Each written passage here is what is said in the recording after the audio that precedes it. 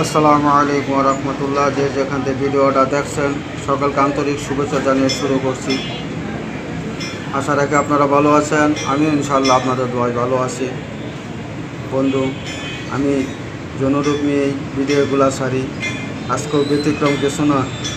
যেসব বন্ধু অতীতে হস্তমতন করে পেনিসের টিস্যুগুলো নষ্ট করে ফেলছেন, যার ফলে পেনিস সহজে উত্তেজনা হয় না, কারো পেনিস দেখে গেছে, সেক্স করতে পারেন না, সেক্সের সময় কম, বীর্য ক্ষয় করে দেহটা দুর্বল হয়ে গেছে, কোমরে ব্যথা হয়, শরীর দুর্বল লাগে, তাদের জন্য আজকে যে গাছটা নিয়ে হাজির হয়েছি এটা হলো ছোটো গেমা শাক।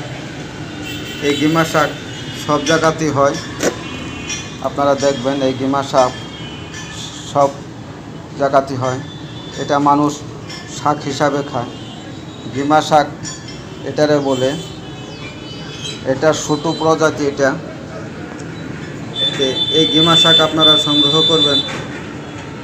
এটা যদি আপনারা আধা কেজি সংগ্রহ করেন, এটারে শুকাবেন, শুকাইলে হয়তো 200 গ্রাম হবে।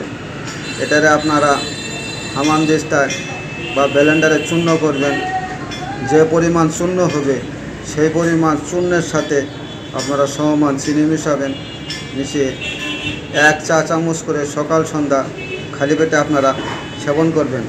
এভাবে সেবন করতে পারেন, তাহলে যে বন্ধু সেক্স করতে পারেন না, বীর্যটা পানির মতন পাতলা, সহবাসে দুর্বল, শরীর দুর্বল, হাত পা ব্যথা করে পেনিসের টিস্যুগুলো মরা গেছে, তারা যদি নিয়মিত সেবন করতে পারেন, তাদের আবার নবজীবন লাভ করা সম্ভব।